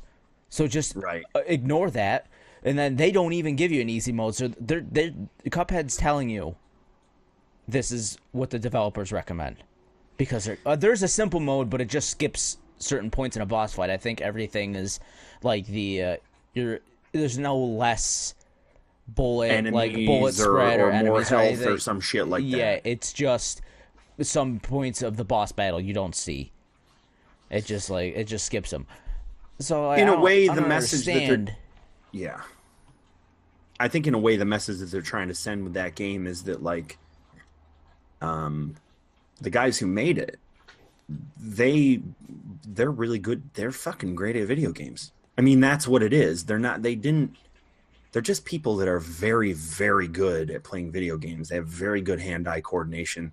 They wouldn't have made a game that didn't personally reflect their own gameplay style, because at the point of testing, when these guys would have gotten to a certain point, if they weren't good with video games, they'd be like, this is fucking hard. And I'm sure they had focus groups through the whole process where they also told them, Jesus Christ, this is really hard. But then maybe as those people completed those levels, they maybe detected that there was some sort of like, reward thing in your brain that was like, you beat the challenge, right? Which it's the point of it. It's a challenge. It's not that it's difficult; it's that it's challenging, right?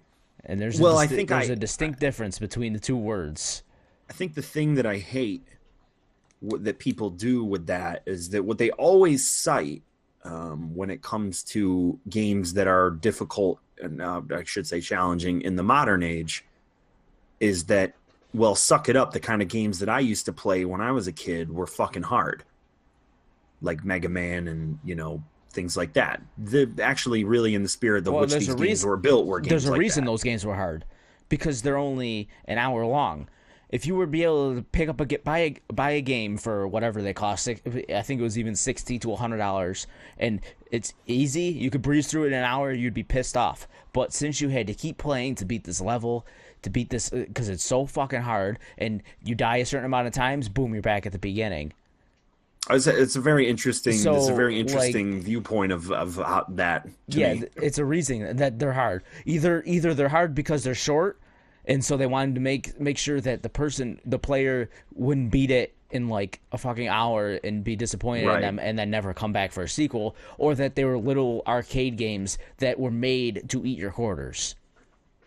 Yeah, that's and they made their money on you dying. Arcade game doesn't make money on you beating the game. It makes money on you dying and putting more quarters in to continue. Mm-hmm.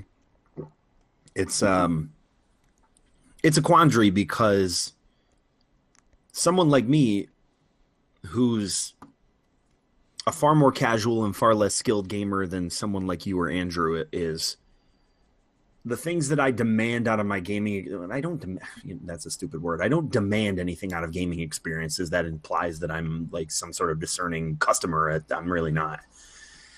But typically what I look for in gaming experiences is something that is of value, like visually. And I love, games that have a very unique thing to say art wise and visually. That's always something that I'm always immediately drawn to. I don't really like generic looking shit. And then when I see this game come out like Cuphead, what I was telling you that would have been great to see a game like what you would expect when you see Cuphead is like, oh, it's going to be like Rayman. It's going to be of a multitude. It's going to be a lot of levels. It's going to be a multitude of gameplay scenarios, but really all with this one core element. But it's going to be fairly easy because it looks like it's a lighthearted thing, and they made it punishingly difficult for the reasons that you've cited before this, which is, the length and trying to create value out of the challenge of it all. Well, I was talking about old games for that. This Cuphead's pretty long. There's at least, I think there's 7 bosses per world, and there's 3 worlds, and there's a finale. So there's at least like 20-something bosses. And the hours at which you spend playing that game are really an extension of how skilled you are at playing it and how fast you can complete these levels. Someone beat it in, I think, a half hour. See, that's like the quickest. That's where I'm like, I just sometimes want something that's like that's visually good. Here's the thing, though. You could watch it online.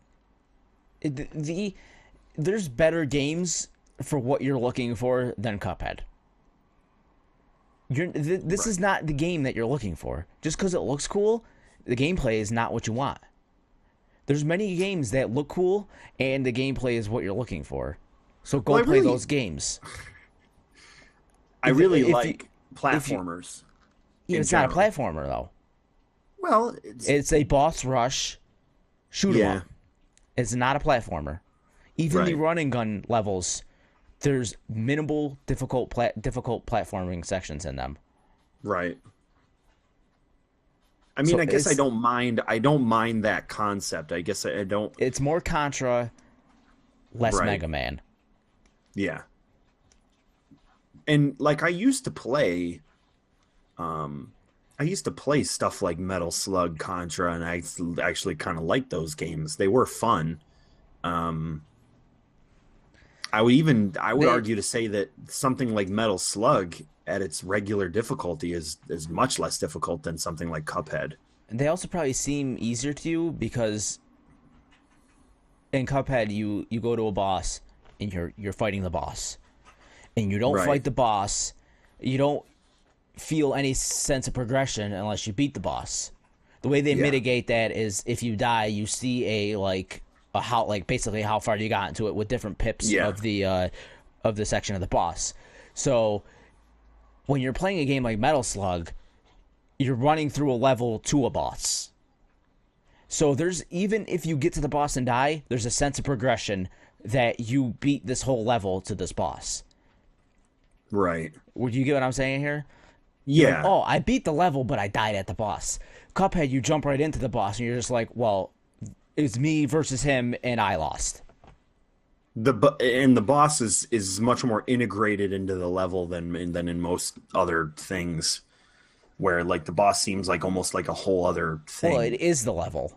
It is, right. The level is the level is just beating the boss. It's a boss rush game. Yeah, there's different like aspects of a level, like different like platforms, or the way the camera moves, or the way the level moves, but Right. it's still basically a fighting game. It's you versus the boss, just like in a fighting game. When you fight someone, it's just you versus the other one. If you feel you lost if you lose. There's no sense of like progression if you lose. Whereas with these older games like Metal Slug and Contra, you're usually good enough to at least get through feel like you moving through a level. Yeah. Which which is more satisfying to you. It's not like I even play those games, because there isn't any answer to those games now. I'm sure that there is, but I guess I just don't have the same compulsion to play games that I used to, or even because a lot of times I find myself with nothing but time. Like today, earlier this afternoon, like I was just sitting here watching shit on YouTube and just looking up stuff online. I was really consciously kind of thinking about the party and my set and thinking, stuff like that. That's kind of what dominates my thoughts sometimes. Yeah. Well, yeah. And I mean, it's not like anything that I do isn't like productive sometimes, but other times really not. I really would love if I had the compulsion to do so is to wake up in the morning and come out, get a cup of coffee, and immediately turn on the PlayStation. Immediately get going into something, get into some game that I want to play. If it's, whatever, it's story based, or if it's just a round of like Titanfall or whatever. I've reached a level of competency in most of the games that I have to the point where I don't feel like I dread playing them or I'm not going to be good at it. I don't know why I put so much stock in that anyway. That's the other part probably, is that I tend to put a lot of stock in being good at it. Yeah. Why? I mean, well, I guess the point in some respects to be rewarded by a video game is to be good at it. But you can't be good. You can't get good unless you play it. Yeah, so it's kind of a vicious cycle. It's like, I can't like if get you were good. to play, okay, we played Cuphead 2 players. Which I didn't even like because my eyes kept like fluttering between who was who. But it wasn't rewarding to you when we beat a level because you would die in the level and I would just go on to beat the level. Right. That's not the same reward you would get if you were to play and die and start from the beginning. Try it again. Die. Start from the beginning. Like Ashley's playing it too. And I don't think she's beaten any boss.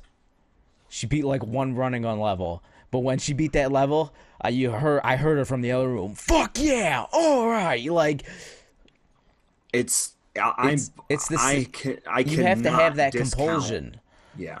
To want to beat it, which because you like the style so much, I think if you played it by yourself, you would have the compulsion to want to beat it, and like restarting is a matter of a loss of 5 minutes at most, maybe. Right. When you die and have to restart.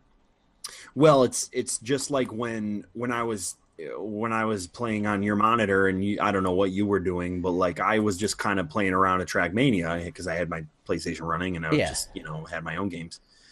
Andrew comes in and was watching me play around at Trackmania, and I would get to one turn in the first part of Trackmania. I knew I fucked the time up, so I just restarted. And the way Trackmania works is very much the time trial element. You're working against the clock, and if you don't do a perfect lap, you're not going to get the gold. It's the same way.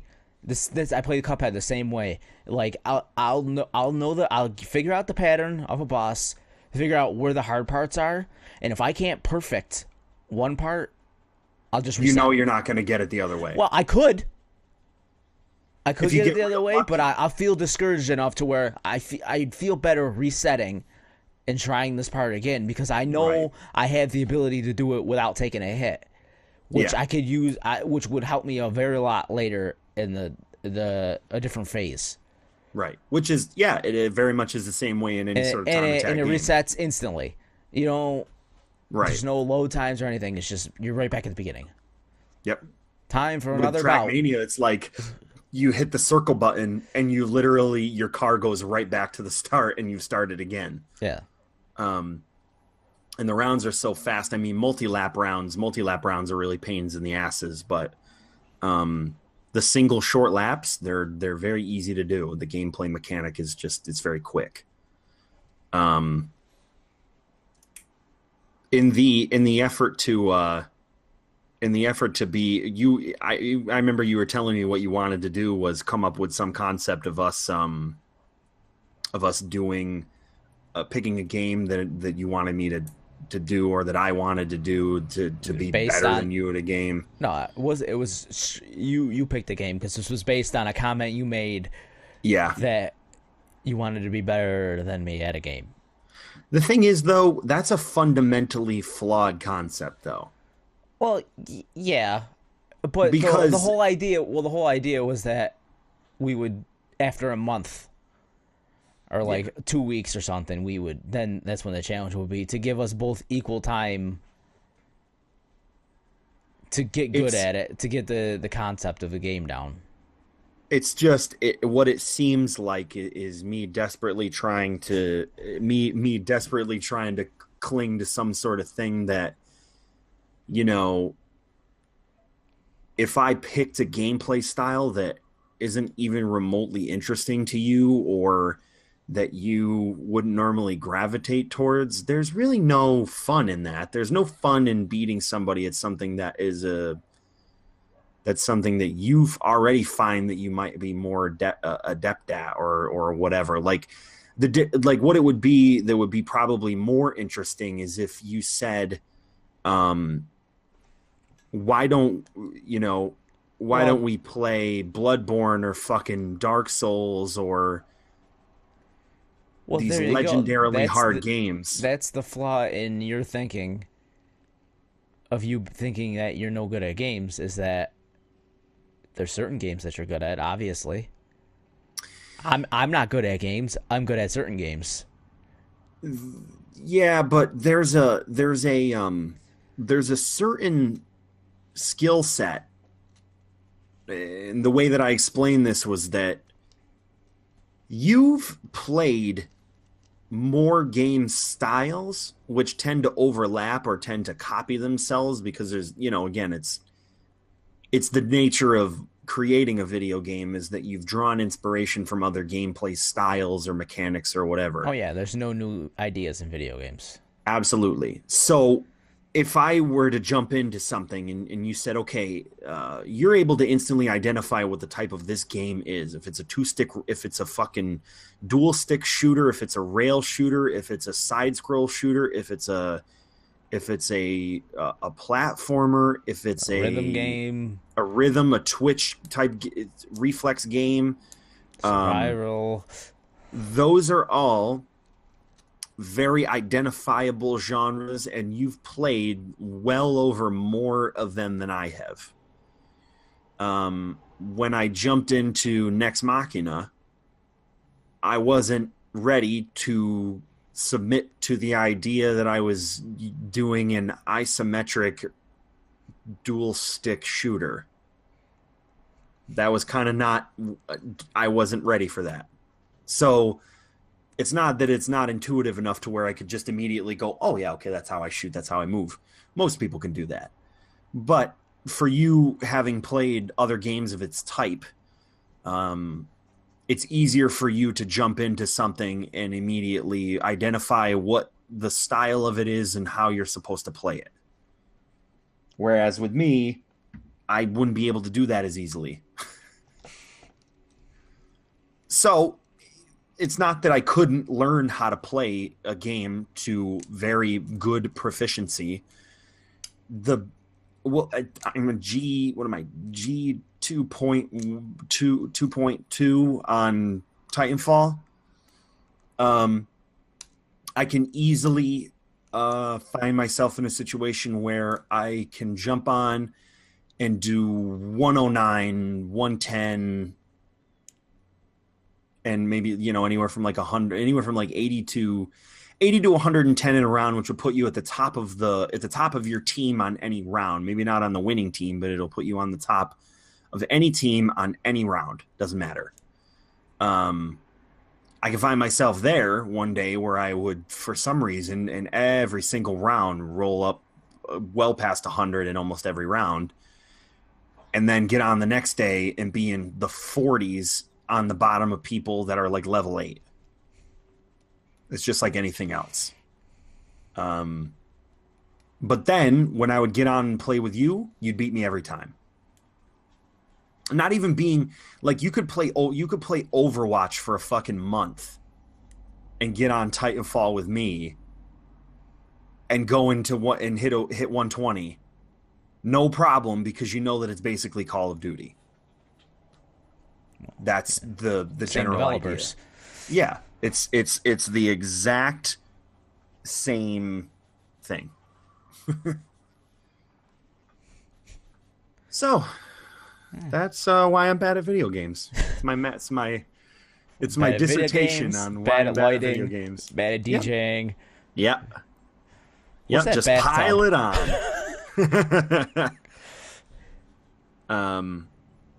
I'm not real bad at art. There you go. See? That's something. I'm art. I can do art. I'm an artist. That'll get you farther than being good at video games. It's very true. Not much farther. Unless you're MLG. Yeah, not much farther unless you're MLG. You can't be MLG in art unless you're like fucking Picasso. That's MLG art level right there. Damn. No ear scope. No. No ear 420. XX what's Picasso's XX no X ear XX 360. Picasso's gamer handle. Well, that's Van Gogh's gamer handle. Or Van Gogh, yeah, no ear. I thought you were thinking Picasso move the ear. Oh, putting the ear somewhere else. Nah, that's Van Gogh. Picasso, I'd say maybe 360 cubist, triple X 360 cubism, some other shit. 420 frame it. 420 frame it, yeah. That works for me. You like that one? Yeah. Maybe I'll go with that one for my next one, 420 frame it. So, any more to add? No. I played Thumper. I played about 100 Destiny 2. Fucking, this is all in the past month. Put about 60 hours into Destiny 2. Jesus almost beat Thumper. Fuck. Jesus fuck. I don't have anything else to do, Brent. Yeah. In some ways I don't, but I don't make better use of that time. Yeah. You stare at the internet, I stare at the fucking future. The future. Staring at two fucking 1080p screens in front of your face stereoscopically. Also, I got the SNES Mini. I played a little bit on it. That's about it. That's one of those things where I find my attention span to be 0% when it comes to like retro gaming. Sometimes it really depends on the game. You said my favorite thing when you booted up Punch-Out. You played Punch-Out and you started Punch-Out and you're like, I think this is the first time I've ever played Super Punch-Out. Maybe about 2 minutes later you reset it and you go, I think that's the last time I'm ever going to play Super Punch-Out. To me, that game, I think it's probably one of the most fundamentally stupid games you could ever imagine. Because in the modern age, if you're going to play a boxing game, you want to have some sort of visceral response when you punch someone in the face. and Super Punch Out gives you 0% of that response, Well, even if you do hit that them. boxing game again is like more pattern recognition of your enemy and like bobbing and weaving their patterns to get in that left hook. But also, even if you get one in, I don't find it satisfying in the least. There's no. Whereas, if you're playing I'll strap a rumble pack to this bad boy.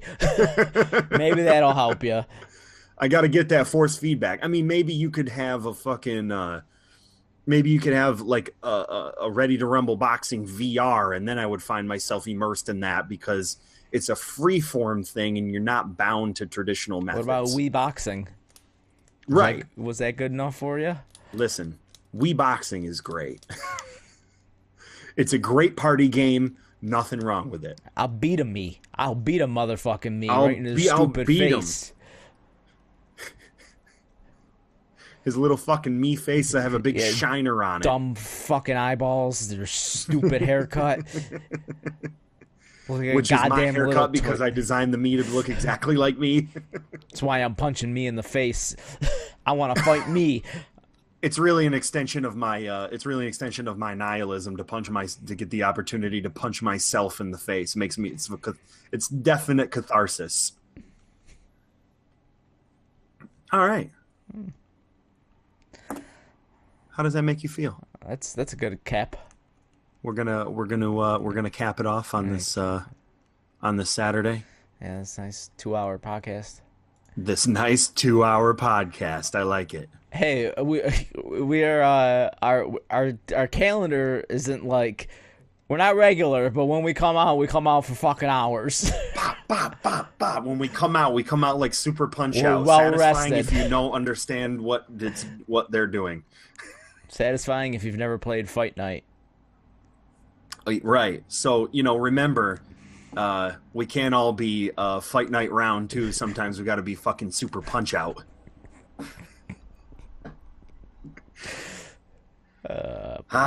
So remember the rules of the podcast, that there's audio versions of all different kinds of this thing, that maybe somebody someday in the future when they're if on you their subscribe VR to headsets, if you subscribe, some days it'll just pop up because that's how we roll. We're about as irregular as a person with a bad fiber in their diet. It's a thing, right? And just like fiber, when you get your regular doses of the Jack It Off podcast, you're now suddenly regular again because we've given you a dose of that life fiber that you need. We're trying to get on a schedule, but next week's your Halloween party, so if we could somehow manage to record a podcast before then. Here's what we're going to do for the podcast for the Halloween party. We're going to put a GoPro live in the stream tent of the Halloween party. Okay. That doesn't really work. Welcome as a to the podcast. Jack It Off podcast, episode fucking 20. And it's just going to be for fucking 2 hours. Well, we could do like a mini pod before the Halloween, and then it's so self-aggrandizing that it's just like the Super Bowl. We're gonna have the fucking pregame coverage before we blast off to play our sets. You know what the difference between us and the Super Bowl is? The people doing the pregame coverage aren't playing in the Super Bowl. The people playing in the Super Bowl are good enough to have people talk about them. People playing in the Halloween party sponsored by the Jack It Off podcast are going to take off their headphones and then put them right back on, except they're going to be one ear this time. All right. Remember, the audio versions of this podcast are below the two faces that are dimly lit on this screen. And if you want to listen to us once a month, that is the way to do it, is to subscribe to anything on Stitcher, Cast Crunch, fucking iTunes. Pods every other are thing. us. Pods are us. Wherever good or mediocre podcasts are sold for free, though ultimately they're not sold, you can find us by searching the Jack It Off podcast. We wouldn't even be in the bargain bin at a flea market.